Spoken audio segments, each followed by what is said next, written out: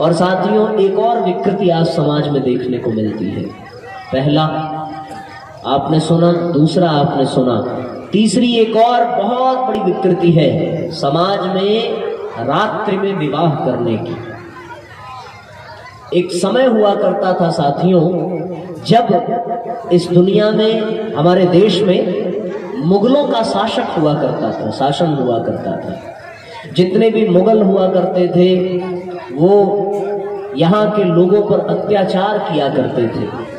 जब कहीं भी कोई बहन बेटी दिखाई पड़ती थी तो उनको लूटते थे, उनके आभूषणों को लूट लेते थे, उनकी इज्जत लूट लेते थे और उनको लेकर के अपने निवास स्थान पर चले जाते थे। इस भय से बचने के लिए उन मुगलों के साम्राज्य में जब सुबह डोलियां जाती थी तो वे उसे लूट लेते थे, गलत व्यवहार करते थे, नुकसान पहुंचाते थे। इस नुकसान से बचने के लिए यहाँ वो परंपरा शुरू हुई कि रात के अंधेरे में विवाह हो जाए, कोई देख न पावे और बच्ची अपने ससुराल अच्छे से पहुंच सके, इसलिए रात्रि में विवाह की परंपरा शुरू हुई। पर ये प्रारंभ से नहीं थी। रात्रि में विवाह करने वाले को राक्षस विवाह, असुर विवाह कहकर के संबोधित किया जाता है। विवाह दिन में होना चाहिए, रात में कैसे होगा? रात में न कोई देवता रहते हैं। रात में कभी कोई यज्ञ होता है क्या? आपने रात में कोई यज्ञ होते देखा? यज्ञ सुबह ही होता है ना। विवाह भी तो एक प्रकार का यज्ञ है, यज्ञ होता है ना विवाह में। तो विवाह जैसे संस्कार रात में होने चाहिए? बिल्कुल नहीं होने चाहिए। वो समाज की कुप्रथाएं हैं जो परिस्थिति विशेष और काल के प्रभाव के कारण, उन मुगलों के अत्याचार के कारण रात में होने लगे। पर ये हमारे ऋषियों की परंपरा नहीं थी। हमारे ऋषियों ने ये परंपरा बनाई थी कि विवाह जैसा पुनीत कार्य दिन के उजाले में भगवान सूर्य के संरक्षण में होना चाहिए, न कि रात के अंधेरे में होना चाहिए। तो ये तीसरी विकृति हमारे विवाह के इस अंतर्गत आई, रात में विवाह करने की। रात में कोई भी अच्छा काम नहीं होता, रात में सिर्फ बुरे काम ही किए जाते हैं। इसलिए चोरों ने अपने काम करने का समय रात में निर्धारित किया, लुटेरों ने रात का समय चुना। अंधेरे में ही लोग गलत काम करते हैं और विवाह तो पुनीत कार्य है, पावन कार्य है। इसे अंधेरे में नहीं किया जाना चाहिए, इसे दिन के उजाले में किया जाना चाहिए और लोगों के बीच में किया जाना चाहिए। तो एक ये भी विकृति आज समाज में है। मैं जानता हूं मेरे इतना कह देने भर से आप अपनी परंपरा नहीं बदल देंगे, मैं जानता हूं आप इतना कह देने भर से दिन में विवाह नहीं करेंगे, पर आप सबके मन मस्तिष्क में परम पूज्य गुरुदेव के विचारों का ये बीज बो करके जा रहा हूं। कभी तो दुनिया बदलेगी, कभी तो आप इस पर विचार करोगे और फिर से हमारे समाज में विवाह दिन में होंगे और लोगों को उसका लाभ मिलेगा। साथियों, यह आपको शुरू करना पड़ेगा, आपको स्वीकार करना पड़ेगा, आपको मानना पड़ेगा। आज नहीं तो कल, कल नहीं तो परसों, क्योंकि रात में विवाह करने पर सिर्फ नुकसान ही नुकसान है। रात में विवाह करोगे तो लाइट का खर्च देना पड़ता है ना। कितना खर्च होता है लाइट का? बहुत ज्यादा, सबसे ज्यादा डेकोरेशन का ही है। जब दिन में फर्स्ट क्लास ऊपर जो है कई लाख सेंटीग्रेड के तापमान पर तप रहा है और वो प्रकाश दे रहा है, तो फिर ये कृत्रिम लाइट की क्या जरूरत है? साथियों, कोई आवश्यकता नहीं है। दिन के उजाले में विवाह करो तो पहला लाइट का खर्च बच जाएगा, ठीक है ना। दूसरा खर्च ये भी बचेगा कि जब दिन में विवाह होगा तो लोग विवाह संपन्न करके समय से घर जाएंगे वापस, और रात में करोगे तो फिर रुके ही रह जाएंगे, सुबह फिर नाश्ता कराओ।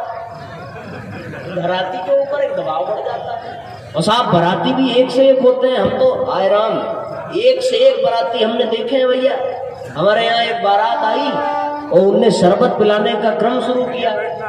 तो ये हुआ कि एक बार ही शरबत देना, दोबारा जब शरबत मांगे तो उसमें पानी भर देना, वो खुद ही समझ जाएगा कि एक ही गिलास पीना। सारे बाराती परेशान, प्यास लगी थी भैया, दोबारा शरबत नहीं मिल रहा है, जब गिलास आगे बढ़ा सब पानी डाल दे रहे। तो गांव के एक चाचा थे, वो भी बारात में आए थे। बोले, चचा बावला बड़ा गड़बड़ बा, दूसरी गिलास शरबत तो मिलत नहीं है। चचा कहे, अच्छा ये बात। ले गए, चचा को बीच में बिठाए। अब वो चाचा जी गिलास का शरबत पिए और दोबारा ग्लास आगे बढ़ाए, तुरंत वो पानी डाल दिया। और चाचा जी भी बड़े कमाल के कहे, बाप बेटा तुम्हारे जैसा संस्कारी पुत्र मैंने आज तक नहीं देखा, तुम्हें ये बात कैसे पता चली कि मैं ग्लास धो धो करके पीता हूँ? और तुरंत पानी से ग्लास धो के पानी नीचे गिराया, बोला बेटा आप शरबत दे फिर से। और ऐसे ऐसे कभी बाराती भी आ जाते हैं, घराती भी आ जाते हैं। तो इसलिए साथियों, दिन में विवाह करो ना, एक ही टाइम भोजन करा के विदा करो।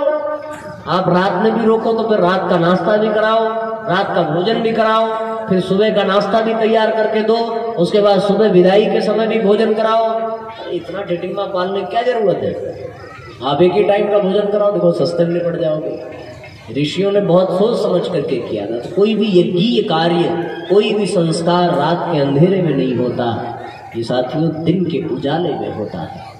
इसलिए आप ये विवाह की तीसरी विकृति है साथियों। पहला, स्वभाव देखकर पत्नी का और पति का चयन करें। दूसरा, दहेज परंपरा को छोड़ें। और तीसरा, ये विकृति आई है जो रात्रि में विवाह बंद हो, क्योंकि इसके पीछे का जो रहस्य हमने आपको बताया, ये परंपरा हमारे भारतीय संस्कृति की नहीं थी, ये परंपरा हम लोगों ने बना दी। और उन मुगलों के भय से अब तो वो चले गए, अब तो ये साम्राज्य हमारा है। यदि अभी भी वो विकृतियां रहें तो फिर स्वतंत्रता कहाँ होगी हमारे जीवन में? हम कैसे अपने आप को स्वतंत्र कहेंगे? इसलिए साथियों, विवाह की तीसरी ये विकृति को हमें दूर करने की आवश्यकता है। जब दिन में होगा तो देवताओं का आशीर्वाद मिलेगा। और मैं आपसे बताऊं, वो रात्रि में मुहूर्त देखते हैं, पर आप ईमानदारी से बताना, क्या कभी मुहूर्त पे ठीक समय में कोई भी बारात इस दुनिया में आज तक पहुंची है? बताओ जरा। हमारी जानकारी में तो एक भी बारात नहीं पहुंची। और सारा काम विधिवत होता है, द्वार पूजा विधिवत लगेगा, डांस विधिवत होगा, पटाखे विधिवत छोड़े जाएंगे, और साथियों धूम धड़का खूब विधिवत होगा। और जब पंडित जी के मंत्र पढ़ने का समय आएगा तो पंडित के पीछे सब हाथ धो के पड़ जाएंगे, पंडित जी तो जल्दी मुहूर्त बीता जा रहा है। तो 2 बजे शादी शुरू होगी और पंडित बेचारा 4 बजे तक पूरा करना पड़ता है। तो ये कितना बड़ा वैदिक परंपरा का अपमान है। क्या हम चाहते हैं कि इस तरह का अपमान लेकर के हम अपने विवाह को सफल बना पाएंगे? यही कारण है कि आज तलाक जैसे शब्द सुनने को मिलते हैं। जब देवताओं का आशीर्वाद ही नहीं मिलेगा विवाह में, तो फिर विवाह सफल कैसे होगा? तो ये तीसरी विकृति है।